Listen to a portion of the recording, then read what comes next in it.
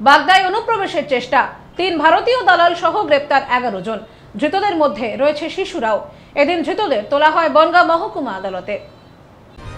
ফের অবৈধ অনুপ্রবেশের চেষ্টা ভারত বাংলাদেশ সীমান্তে, ঘটনায় আটক 3 ভারতীয় দালাল, শিশুসহ মোট 11 জন বাংলাদেশি। ধৃতদের এদিন তোলা হয় বনগাঁ মহকুমা আদালতে।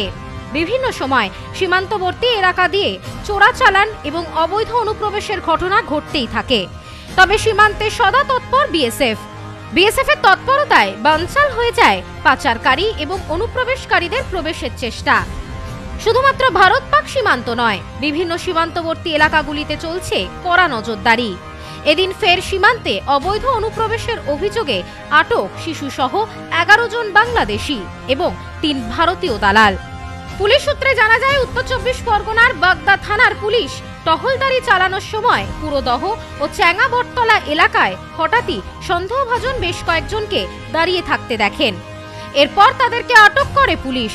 আটক করে জিজ্ঞাসাবাদ করতেই পুলিশ জানতে পারে তারা বাংলাদেশ থেকে চোরা পথে ভারতে এসে গুজরাটে কাজ করতে গিয়েছিলেন।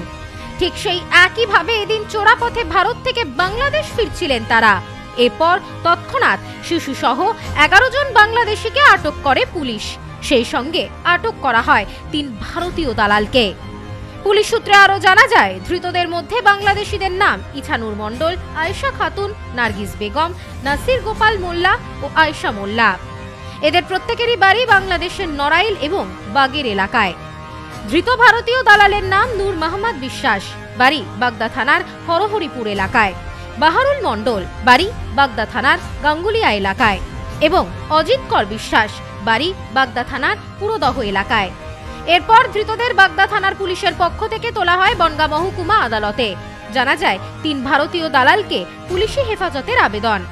এই বিষয়ে বনগাঁ আদালতের আইনজীবী সমীর দাস জানান, এদিন এলাকার সীমান্ত দিয়ে অবৈধভাবে ভারত থেকে বাংলাদেশে যাওয়ার চেষ্টা করছিল বেশ কয়েকজন বাংলাদেশি নাগরিক, যাদেরকে সহায়তা করছিলেন 3 ভারতীয় দালাল।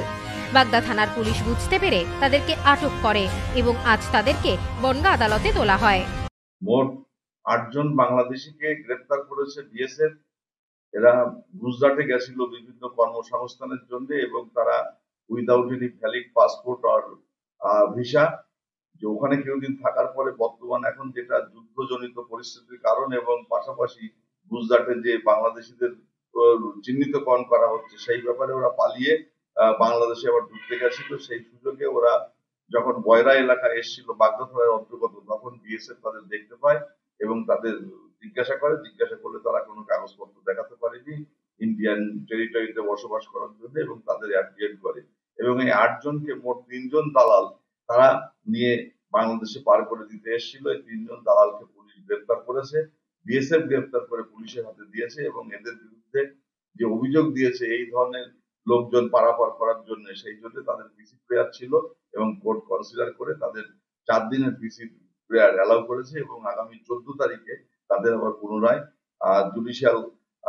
কোর্টে প্রডিউস হবে এবং বাদ বাকি যে বাংলাদেশি গুলোর সঙ্গে কিছু ল্যাব ছিল, বাচ্চা কাচ্চা ছিল, তাদেরকে জেল হেফাজতে দেওয়ার নির্দেশ দিয়েছেন আজকে এসিজিএম আদালত। পাশাপাশি পুলিশের পক্ষ থেকে জানানো হয়েছে, সীমান্তে বিএসএফ এর পাশাপাশি তৎপর রয়েছে পুলিশ প্রশাসন।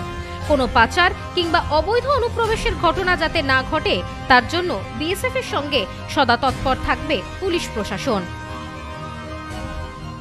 ব্যুরো রিপোর্ট, নিউজ নোম্যান্সল্যান্ড, বাগদা।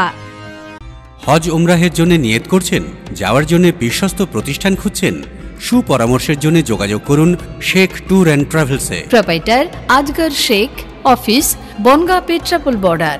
ফোন 9007677 100।